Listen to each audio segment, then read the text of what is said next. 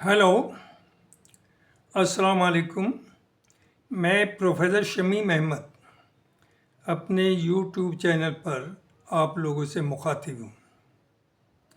आज की बात में मैं बात करूँगा ख़ास तौर से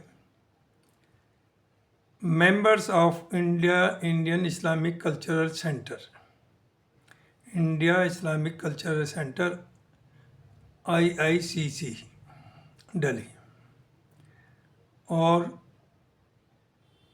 with the community as a whole. देखिए, अभी बहुत से ग्रुप्स बने हुए हैं इस्लामिक कल्चर सेंटर में, जो कि बने थे जब इलेक्शन था तब 7-8 ग्रुप बने और उन पे काफ़ी लोग जुड़े हुए थे।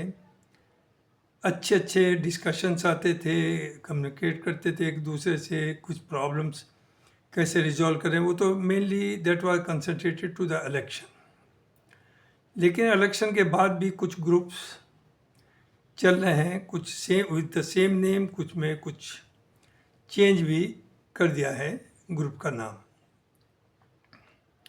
अभी अभी रिसेंटली एक नई फिर बात, कंट्रोवर्सी कहिए या एक मामला कहिए, मसाइल कहिए, वो ये आया है कि प्रेसिडेंट जो हैं इंडिया इस्लामिक कल्चर सेंटर के, उन्होंने बयान दिया है कि मैं 5 साल कंटिन्यू करूँगा। और कुछ लोगों ने इस पर बड़ा वायलेंटली रिएक्ट किया है कि साहब वो फिर इसे कोर्ट केस में ढकेलना चाहते हैं, ये चाहते हैं, वो चाहते हैं। इस तरह की बात हुई है, जो कि पोलाइटली भी हो सकती है, लेकिन उसमें बड़ी रफ एंड टफ लैंग्वेज है। देखिए, एक तो हम ये देख चुके हैं थ्रू आउट कंट्री, वैसे तो पूरी दुनिया ही में जो मुसलमान का हाल है उसका अल्लाह ही मालिक है, और शायद जो सभी के सामने है हालात। हाँ, कम्युनिटी बदकिस्मती ये है कि जो भी इदारा ऐसा है जिसे जो इंडिविजुअल का नहीं है, प्राइवेट नहीं है, कम्युनिटी का है, तो बहुत कम कामयाबी के साथ आगे बढ़ पा रहे हैं। उसकी वजह यही है कि 2-3 ग्रुप बन जाते हैं और हर ग्रुप ये चाहता है कि हम डोमिनेट करें, हम इसे कैप्चर कर लें और छोड़ना नहीं चाहते। जिस वक्त ये इसमें दो राय नहीं, मैं हमेशा उसे एक्नॉलेज किया।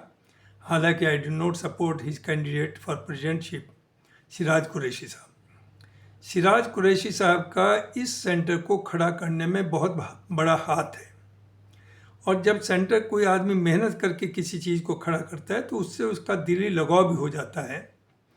और नो डाउट वो 3-4 टर्म रहे और आगे भी उनकी ख्वाहिश थी कि वो कंटिन्यू करें, लेकिन उनके ऊपर तरह तरह के चार्जेस लगाए गए, और जिनका कोई भी किसी तरह का कंट्रीब्यूशन नहीं, वो भी कम्युनिटी के नाम पर आगे आ गए, एब्यूसिव लैंग्वेज यूज की और they tried their best to capture it. तो ये तो बी श्योर कि अब कोई भी ग्रुप आए, वो ग्रुप जो भी इलेक्ट हो के आएगा, वो आपकी कम्युनिटी को या मेंबर्स को सेटिस्फाई नहीं कर पाएगा, और इस तरह के ये झगड़े आप खड़े करते रहेंगे। अब आइए उसके बाद एज का जहाँ तक मामला है, मेरा स्टैंड उस वक्त भी यही था, आज भी यही है। जब आप कहते हैं कि 75% is the upper age limit for contesting the election, इसका मतलब ये हो गया कि जो आदमी 74 साल 11 महीने 25 दिन का भी है, वो इलेक्शन लड़ सकता है। 74 साल 11 महीने 25 दिन 26 दिन का भी अगर उसकी एज है, तो he is eligible to contest the election. तो जब वो इलेक्शन लड़ रहा है, क्या वो 5 दिन के लिए लड़ेगा? 75 पर रिटायर हो जाएगा? So that age criteria is for the candidature as a president of the centre. तो मैं ये समझता था, और आज भी यही समझता हूँ, कि दैट इज फॉर कॉन्टेस्टिंग, और once he is contesting he is to complete 5-year tenure। अब आइए सिराज साहब का मामला।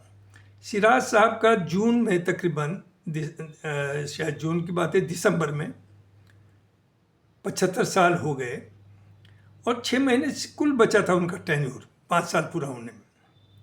लेकिन अफसोस की बात, जो लोग उनके हमेशा साथ रहे, एक दूसरे से मिल करके बैठे, एक दूसरे से हाथ मिला करके जिन लोगों ने सेंटर को चलाया, वही लोग उनके खिलाफ हो गए और वो 6 महीने बर्दाश्त करने को तैयार नहीं थे कि सिराज साहब अपना 5 साल का टर्म पूरा कर लें। अगर वो नंबर 1 तो इन माय व्यू वो 75 के भले हो जाए, वो जो एज लिमिट 75 है वो है to contest the election, eligibility for the election age limit. और जाहिर जब इलेक्ट हुआ he to complete 5 years tenure. तो अगर वो 6 महीने दे दिए जाते तो शायद ये ना होता जो सब कुछ हुआ है। कोर्ट में केस किया और करोड़ों रुपए का लॉस उठाना पड़ा, करोड़ों का। चूँकि हम वहाँ अपनी पर्सनल दुश्मनी निकालते हैं, हमें किसी उसूल या मॉरल या कम्युनिटी से मतलब नहीं। एक साहब हैं, बहुत पढ़े लिखे हैं, हैदराबाद के हैं, उनसे मेरी फ़ोन के ऊपर भी बात हुई। अच्छे आदमी है, पढ़े लिखे, मैं ये नहीं कि उन्हें गलत कहूँगा। उन्होंने कहा सिराज साहब ने हमारे कम्युनिटी के लिए नुकसान किया, हमारे लिए नुकसान किया, हमारा पर्सन ने ये किया। तो मैंने उनसे यही रिक्वेस्ट की, अपील की, अच्छे आदमी हैं, कि भाई उस मामले को आप इस्लामिक सेंटर में अखाड़ा ना बनाए उसकी वजह से। वो आपका बिरादरी का मामला है, आपका पर्सनल मामला है, तो उसे यहाँ ना करिए। और अब भी वो ही dancing, he is very happy कि साहब हम उन्हें हटा पाए। तो देखिए इस तरह के कुछ होते हैं पर्सनल मामला, तो उन्हें आपस में आप अलग रखिए, उसे ऑर्गेनाइजेशन से नहीं जोड़ना चाहिए।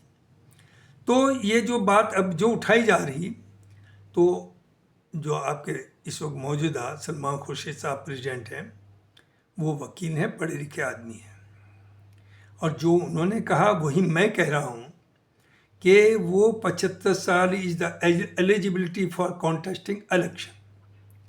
Once he is elected he has to complete his tenure. जो अभी मैंने थोड़ी देर पहले कहा कि अगर वो इलेक्शन लड़ता है, उसकी उम्र उस वक्त 74 साल 11 महीने 26 दिन है, और वो इलेक्ट हो गया, तो क्या वो 4 दिन के लिए रहेगा प्रेसिडेंट?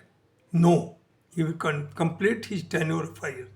तो वही केस अब आ रहा है जिस पर लोगों का एतराज़ है कि फिर ये लिटिगेशन होगा, फिर कोर्ट जाना पड़ेगा।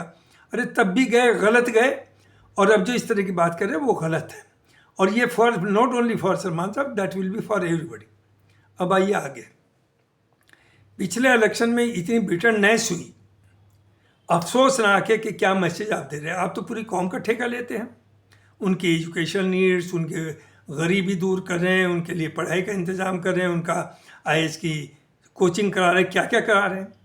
और आपका हाल ये है कि छोटी छोटी चीज़ों पे ऊपर रिसेंटली एक कंट्रोवर्सी खड़ी हुई, होती है इफ्तार पार्टी की। ठीक है, कोई भी ऑर्गेनाइजेशन हो, ये मुमकिन नहीं है कि वो जितने उसके मेंबर्स हैं उन्हें सबको हर पार्टी में, हर दावत में इनवाइट कर सके। It can not be afforded. कभी कभी कोई बाहर से आता है तो 10, 20, 50 लोग जो जिन्हें वो इम्पोर्टेंट समझते हैं, चूँकि you have elected them and they have the right to take decision. कोई बात है तो आप जनरल बॉडी की मीटिंग में लाइएगा, इन राइटिंग दे दीजिए, लेकिन finally they have to take stand, they have to take steps. तो डिसीजन तो उन्हें लेना है। तो उन्होंने कुछ लोगों को, बाहर के एम्बेसडर्स को, ज़ाहिर सर्टनली आप एक उसका इंटरेक्ट करना चाहते हैं फॉरेन कंट्रीज़ को, ख़ासतौर से मुस्लिम कंट्रीज़ को, इस्लामिक सेंटर, तो आपने एम्बेसडर्स और जो भी जिन लोगों को भी बुलाया, तो क्या उसमें ये मुमकिन था कि आप 4000 मेंबर्स को दावत करेंगे, उनके लिए इफ्तार का इंतज़ाम करेंगे? दूसरी चीज़, इतनी छोटी चीज़ कि हम इफ्तार के लिए आपस में इतना झगड़ा करें। अरे भाई वो जो हो गया, आप सिर्फ ये कहिए कि भाई आइंदा ऐसा ना करिए। और आपका जहाँ तक, अब दूसरी पार्टी सुना है हो रही है, आज 14 में हो रही है, हालांकि 14 तो होली का दिन है, शाम को पहुँचना भी लोगों को मुश्किल है, लेकिन बहुत अच्छी बात है। और ये भी पार्टी मैं समझता हूँ, कोई ज़रूरी नहीं था कोई इंडिविजुअल देता, ये दूसरी पार्टी भी इन जनरल जो लोकली है उनकी कंसेंट लेते हैं, कौन कौन लोग आ सकते हैं, जिससे कि खाना भी बेकार ना जाए, पैसा ना जाए, खर्च ना हो, और उतने लोगों को इन जनरल आप इनविटेशन भेज करके उनसे कंसेंट ले करके, बल्कि एज ए टोकन वो आप रखते, जिससे कि उनके आने की गारंटी बन जाए कि भाई 100 या 200 रुपया जो भी आना चाहेगा पर हेड कंट्रीब्यूट करेगा, नॉट मोर देन दैट। बाकी पैसा तो सेंटर देगा। वो सिर्फ इसलिए कि ये तय हो जाए कि वाकई इतने लोग यही आ रहे हैं जो इंटरेस्टेड हैं, वही 100 या 200 आपको ट्रांसफ़र करेंगे, बाकी नहीं करेंगे। तो इसे इतना बड़ा इशू नहीं बनाना चाहिए था। अब है, एक साहब ने जो मुझे इतना है कि वो ज़ाहिर है एक इंडिविजुअल बड़े पैसे वाले हैं, माशाल्लाह, the community is proud of him, उन्होंने ये ऑर्गेनाइज किया है और ज़ाहिर है उन्होंने भी अपने दोस्तों ही को बुलाया होगा, राय भी, क्योंकि उनकी पर्सन है, ही द राइट, तो nobody should have any objection to that, nothing wrong. तो अब देखिए आगे जो पहले बात हुई थी ड्यूरिंग इलेक्शन कि उन चीज़ों पे अब आगे हमें आगे बढ़ना चाहिए। एक तो मैं ये समझता हूँ कि स्पेशल या जो भी कहिए जनरल बॉडी की मीटिंग होनी चाहिए और उसमें कुछ चेंजेस जो उस वक्त डिस्कशंस हुए, कंसेंसस भी बना, आपस में लोगों ने बात की, कुछ चीज़ें तय हुई तकरीबन, तो उसे आप उसमें ला करके पास करिए। पहला तो ये है जो मैं समझता हूँ कि ये तय हुआ था कि 5 साल से टेन्योर को 3 साल कर दिया जाए ऑफिस बेयरर्स का। जो ज़ाहिर है जो प्रेजेंट टीम है उसके लिए नहीं होगा, आने वाली टीम के नेक्स्ट इलेक्शन के बाद टेन्योर 3 साल का होगा। नंबर 2, एज लिमिट को ख़त्म कर दिया जाए। आप देख रहे हैं ना पार्लियामेंट के मेंबर्स के लिए एज लिमिट है, ना मिनिस्टर के लिए, ना गवर्नर्स के लिए, ना प्राइम मिनिस्टर्स के लिए, ना प्रेसिडेंट ऑफ इंडिया के लिए। ये गवर्नमेंट जॉब नहीं है जिसमें एज लिमिट हो। इन पब्लिक सर्विस जो पब्लिक इंस्टीट्यूशंस है उनमें एज लिमिट ऑलमोस्ट कहीं नहीं है, मे भी कहीं है बाई चांस हो, तो एज लिमिट ख़त्म कर दिया। हाँ, अगर आप ये चाहते हैं, जो होना भी चाहिए, कि कोई ग्रुप उसे परमानेंटली कैप्चर ना करे, तो उस पर यह पाबंदी लगा दीजिए कि कोई भी आदमी 2 टेन्योर से ज़्यादा नहीं रहेगा, चाहे प्रेसिडेंट हो, सेक्रेटरी हो, सॉरी बीओटी के मेंबर हो, एग्जीक्यूटिव हैं, वो 2 बार से ज़्यादा नहीं रहेंगे। तो उससे ये आपका मामला ठीक हो जाएगा। और ये भी जो इम्प्लीमेंट हो, no age bar from the next, अब आगे से पीछे का नहीं काउंट होगा। मीनिंग देयर बाई आई से पब्लिकली कि उसमें सिराज साहब भी एलिजिबल होंगे, उसमें जो और लोग हैं 75 क्रॉस कर रहे हैं वो भी एलिजिबल होंगे, चाहे वो पीओटी का लड़े, चाहे वो आपका प्रेसिडेंट का लड़े या वाइस प्रेसिडेंट, किसी का भी इलेक्शन लड़े। तो ये जो नया आएगा उसके बाद से ये इम्प्लीमेंट होगा कि 2 टेन्योर से ज़्यादा, उसके बाद पिछले टेन्योर कितने किए, they will not be counted, they should not be counted. तीसरी चीज़ जो बात हुई थी, मैं तो माफ़ कीजिए आज तक ठहरा नहीं, ना ठहरूंगा। ठहरने के लिए दिल्ली में बहुत सी जगह हैं, होटल्स भी हैं, बड़े अच्छे अच्छे हैं, हमारे कुछ दोस्त हैं वहाँ, उनके खुद बड़े अच्छे किस्म के होटल हैं, तो वहाँ ठहरेंगे। Why should we stay there. लेकिन फिर भी मेरा ये कहना, और ना मैं वहाँ खाना खाऊंगा, ये भी आपसे बता दूँ, मुझे कोई कंसेशन नहीं चाहिए, ना आज तक खाया है। लेकिन मैं ये ज़रूर कहूँगा, जो मेंबर्स वहाँ रेगुलरली आते हैं उनके लिए एक सर्टेनली लाइव मेंबर्स की एक फैसिलिटी होनी चाहिए, उनके बैठने का भी इंतज़ाम हो और उन्हें 20 से 25% डिस्काउंट देना चाहिए, क्योंकि खाने में मोर देन 60% प्रॉफिट होता है, ये याद रखिए। जो 1000 जो खर्च होता है वो 3000 में बिकती है, जिसका रॉ मटेरियल 1000 का वो 3000 में सेल है।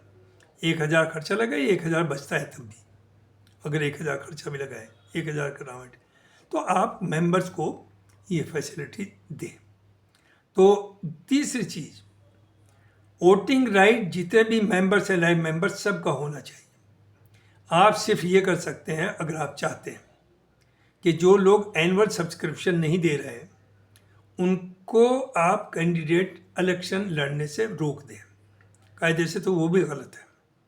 क्यों कि 20% से ज़्यादा लोग वहाँ नहीं आते साल भर में, गिने चुने लोग हैं जो उसके एंजॉय कर रहे हैं फैसिलिटीज़ को। You have large number of majority of members is a sleeping members, जो 2-2, 4-4 साल आपके यहाँ नहीं आते। तो आपकी तफरीह और आपके आराम के, आपके एंटरटेनमेंट के लिए व्हाई शुड दे पे एनुअल सब्सक्रिप्शन? जो वहाँ रेगुलरली आते हैं वो लेट देम पे इफ दे वांट टू पे। तो ये जो एनुअल सब्सक्रिप्शन है, बेसिकली आप अगर उन स्लीपिंग मेंबर से लेंगे तो क्या आप चाहते क्या हैं? तो दिस इज टोटली रॉन्ग। तीसरी चीज़ जो मैं पहले भी कहा अब भी कह रहा हूँ, सलमान खुर्शीद साहब को जो लिखा भी है लोगों ने, he not the leader of the community, ये नथिंग टू डू दिस, ना उन्होंने कभी क्लेम किया है, ना इस बेसिस पे इलेक्शन लड़ा है। वो एक नेशनल पार्टी के नेशनल लीडर हैं और इंटरनेशनल स्टैंडर्ड के माने हुए वकील हैं। तो वो आप ये सोचें कि वो आपकी कम्युनिटी के स्पोक्स पर्सन बनेंगे, अपने को सीमित कर लेंगे, ऐसा नहीं है। ये nothing to do with the community in general. तो ये उम्मीद उनसे करना कि वो वहाँ रिलीजियस सेरेमनीज, रिलीजियस मामला, रिलीजियस प्रोग्राम्स वो करेंगे। नंबर 2, सबकी शिकायत है वो जायज़ है कि वो बैठते नहीं, उन पर टाइम नहीं। देखिए सिराज साहब ने जितना टाइम दिया उसे तो आपने बुरा भला कहा, उन्हें उनसे ज़्यादा टाइम ना कोई कभी दे पाएगा ना दे रहा है। क्यों? हर आदमी जो इलेक्ट होगा बाय एंड लार्ज वो हैसियत वाला होगा, उसका या तो अपना बड़ा बिजनेस होगा या बड़ी पोजीशन होगी, तो वो वहाँ क्यों बैठेगा 2-4 घंटे? Why should he sit there? President का काम है कभी जो रूटीन मामला हैं वो आप करिए, कोई ख़ास बात हो तो जाके कंसल्ट कर लीजिए, उनसे साइन करा लीजिए। अगर मैं नाम ही लेके कहता हूँ, आसिफ साहब हैं, उनका एक बहुत बड़ा अचीवमेंट है, वो बहुत बड़े बिजनेसमैन हैं। तो आप उनसे भी अगर ये उम्मीद करेंगे कि वो सारा बिजनेस छोड़ करके यहाँ बैठे, क्यों बैठेंगे भाई? उन्हें अपना बिजनेस देना है, आगे बढ़ना है वो। और ये कौम ये तो थैंकलेस है, आप इसके लिए जो चाहे कर दीजिए, उसमें जिन्हें कुछ नहीं मिला वो आपके पीछे पड़ जाएंगे, आप में कमियां निकालेंगे। तो इसलिए कोई भी सिराज साहब की तो दूसरी बात थी, उनका एक कमिटमेंट था, उन्होंने इसे खड़ा किया और उन्होंने लूज किया। इसीलिए उन्होंने इससे फ़ायदा नहीं बल्कि उन्होंने अपना बिजनेस तबाह कर लिया वहाँ बैठने के चक्कर में। वो बेचारे 8-10 दिन बैठते थे, एक एक चीज़ को देखते थे। तो ये भूल जाइए, अब कोई भी इलेक्टेड आएगा, हाँ चोर डकैत को किसी को ले आइए जिसका मतलब ही यह हो कि वो आईसीसी को बेच करके उसके पैसे से अपनी आमदनी करें, और अभी भी कर रहे हैं बहुत से मेंबर, आप देख भी रहे हैं। रोज़ झगड़े होते हैं, खरीदारी में हो रहा है मामला, टेंडर नहीं हो रहे, जिसे चाहे अपॉइंट कर दीजिए। तो कितने भी अच्छे को लोगों को आप लेके आए, उनके साथ 2-4 गलत लोग घुस जाएंगे और वो अपनी हरकतों से बाज नहीं आएंगे। आप सिराज साहब के ग्रुप में देख रही जो आया था, देखिए हमारा मकसद तो सिर्फ ये था कि ये चूँकि आरएसएस का काम है या तो मुस्लिम इदारों को ख़त्म कर देना या उन्हें कैप्चर कर लेना। तो हमारी सिर्फ नियत इतनी थी कि ये कैप्चर ना हो। उनका जो कैंडिडेट था वो आरएसएस का आदमी था, बेहद अच्छा आदमी है, पढ़ा लिखा आदमी है, वेरी सॉफ्ट, हाईली नॉलेजेबल, कोई हम उसमें कमी नहीं निकालेंगे। लेकिन उनकी मजबूरी होती, because he is the member of RSS means Muslim Rashtriya Manch led by Indresh Kumar ji, तो वो वहाँ वो खतरा था, इसलिए उनकी मुखालफत करी। अदरवाइज ही डिजर्व, उनमें कोई कमी नहीं थी। लेकिन डिजर्विंग कोई भी हो उसे आपको ये भी देखना है जो आपकी कम्युनिटी को नुकसान ना पहुंचा पाए, तो उस चीज़ से बचाना था। और वो किसी दूसरे गवर्नमेंट सर्वेंट में, रिटायर्ड में हो या वर्किंग हो, उसमें वो दम नहीं होता है, वो गवर्नमेंट से कन्फर्म नहीं कर सकता। सलमान साहब कर सकते हैं। He had been minister, his father had been minister, his grandfather has been president of India. उनकी मामूली बैकग्राउंड नहीं है, उन्हें आप डरा नहीं सकते आसानी से। He is an internationally well known figure. तो इसलिए उन्हें लाया गया कि सिर्फ वही, अगर कोई मामला आता है तो only he can see the centre.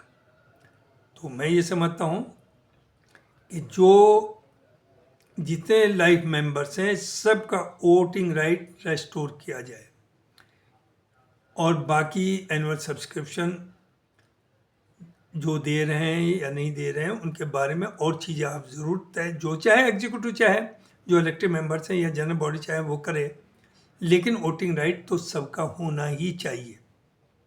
तो ये मुझे कहना है कि ये बार बार इस तरह की धमकी देना कि साहब प्रेसिडेंट साहब आ नहीं रहे, प्रेसिडेंट ये नहीं कर रहे, ही नॉट अप्रोचेबल, और वो ये कह रहे हैं 5 साल तो रहेंगे। ही is elected for 5 years। Siraj साहब के साथ, जो एक साहब ने ये भी कहा कि साहब सिराज साहब के साथ क्यों हुआ, वो तो आप ही करने वाले हैं।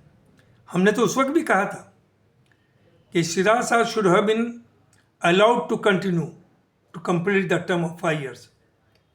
और एज बार का भी तब भी कहा था, आज भी कह रहे हैं कि एज बार ख़त्म होनी चाहिए। और ये याद रखिए, जब एज बार ख़त्म होगी कुछ लोगों को बड़ी तकलीफ होगी। तकलीफ ये होगी कि 20 श्योर सिराज साहब को कोई हरा नहीं पाएगा। इस बार भी सिराज साहब की मजबूरी रही होगी, जो भी रही होगी। अगर वो एसएम खान साहब को प्रेसिडेंट सदारत के लिए ले आते, मरहूम है वो बेचारे, चले गए, तो एसएम खान जीतते और इनका पूरा ग्रुप था वो ही जीतता, वो याद पावर में होता। लेकिन उनकी जाने क्या मजबूरी थी। और यही वजह है कि लोगों ने सिराज साहब को सपोर्ट किया and he was elected. He is the member of BOT. तो इसे गौर करिए कि एज लिमिट को ख़त्म करिए और नेक्स्ट इलेक्शन से everybody will be entitled to contest the election. हाँ, 2 टर्म की कंडीशन रख दीजिए कि उसके बाद अगला इलेक्शन जो होगा वो उसमें भी, और उसके बाद जो होगा 2 टर्म से ज़्यादा कोई नहीं रह पाएगा। तो ये बातें करके आप नए नए मामलात कंट्रोवर्सी ना करें। ये तो बदकिस्मती है कौम की कि जितने भी कम्युनिटी के इंस्टीट्यूशंस हैं उनमें हम सिर्फ पावर कैप्चर करने में जंग कर रहे हैं। वो कहीं का भी देख लीजिए। आप याद करिए 1947 से पहले ऑलमोस्ट हर ज़िले में एक इस्लामिया कॉलेज या मुस्लिम कॉलेज होता था, इंटर कॉलेज। अब बच्चे वहाँ पढ़ते थे, अच्छे निकलते थे।